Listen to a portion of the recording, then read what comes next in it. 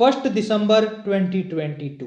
ये वो डेट है जिस दिन से इंडिया संभालेगा G20 प्रेसिडेंसी को पूरे 1 साल तक के लिए, और इंडिया के लिए ये एक हिस्टोरिक मोमेंट होगा।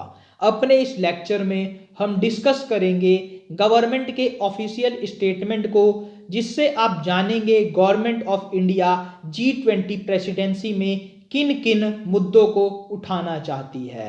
साथ ही आप कुछ एक्सपर्ट्स के द्वारा बताए गए इश्यूज को भी जानेंगे जो दुनिया के लिए काफ़ी इम्पोर्टेंट है।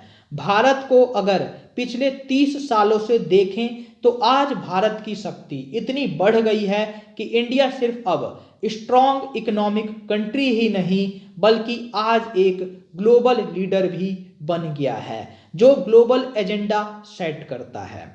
इंडिया ने आज G20 प्रेसिडेंसी को लेकर अपना ऑफिशियल स्टेटमेंट इशू किया है, जिसमें 5 प्रायोरिटी एरियाज को चुना गया है जो G20 के प्लेटफॉर्म पर भारत रेज करेगा।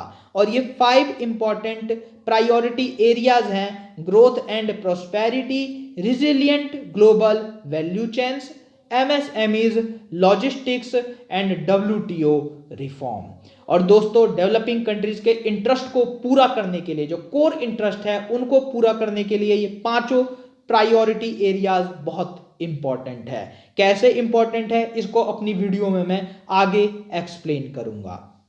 अब दोस्तों, सिर्फ ऐसा ही नहीं है कि गवर्नमेंट ने 5 प्रायोरिटी एरियाज जो हैं उठा दिए लेकिन उनको सक्सेस करने के लिए कुछ कर नहीं रही। ऐसा नहीं है। उनको सक्सेसफुल बनाने के लिए गवर्नमेंट ने एक प्रॉपर मैकेनिज्म भी तैयार किया है। मैकेनिज्म का पहला पार्ट है कि a common digital platform for ease of cross border trade, इसको तैयार किया जाए। तो एक डिजिटल प्लेटफॉर्म बनाया जाएगा जिसमें सारी कंट्रीज क्रॉस बॉर्डर ट्रेड के रिगार्डिंग डाटा डालेगी और उससे ट्रेड को आसान बनाने के लिए हेल्प मिलेगी। तो ये हमारा ग्रोथ एंड प्रोस्पेरिटी वाला जो प्रायोरिटी एरिया है उससे रिलेटेड है।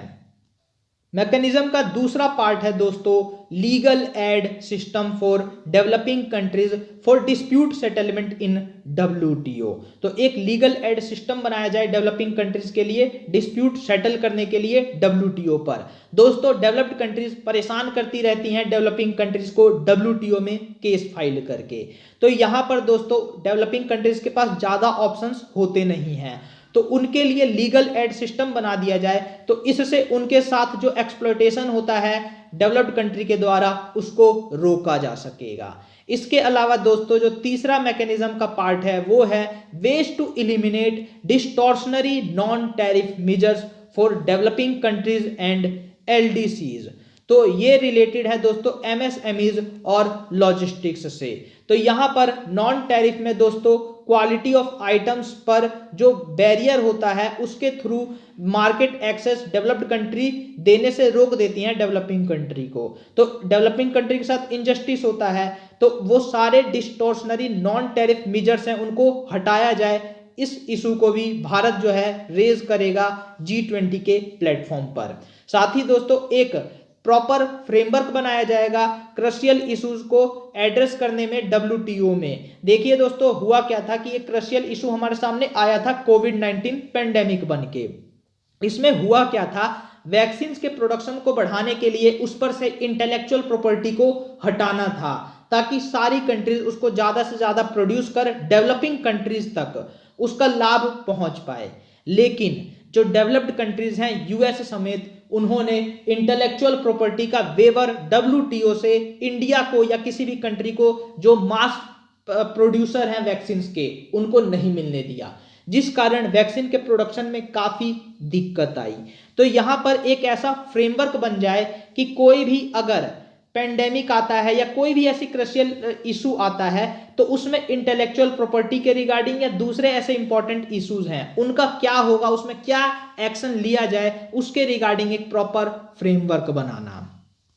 क्लियर कट ये डिसाइड हो जाए कि in time of crisis humanity is more important than intellectual property.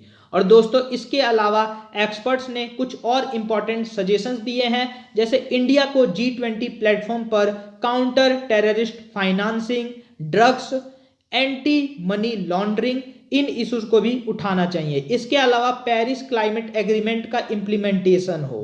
और दोस्तों मोस्ट इंपॉर्टेंट है न्यू ग्लोबल टैक्स फ्रेमवर्क भी, तो इसको भी भारत रेज करे। देखिए दोस्तों आने वाले समय में ग्लोबल डिजिटल इकोनॉमी बनने वाली है और ये अक्रॉस द बॉर्डर काम करेगी, तो इसके लिए नया टैक्स फ्रेमवर्क बनना चाहिए, ये काफी इंपॉर्टेंट है। इसके अलावा दोस्तों एक्सपर्ट्स ने यह भी कहा है कि साउथ साउथ अलायंस बने एक, जिसमें इंडिया, ब्राजील, साउथ अफ्रीका मिलकर एक नया फंड क्रिएट करे और उससे क्लाइमेट चेंज से लड़े।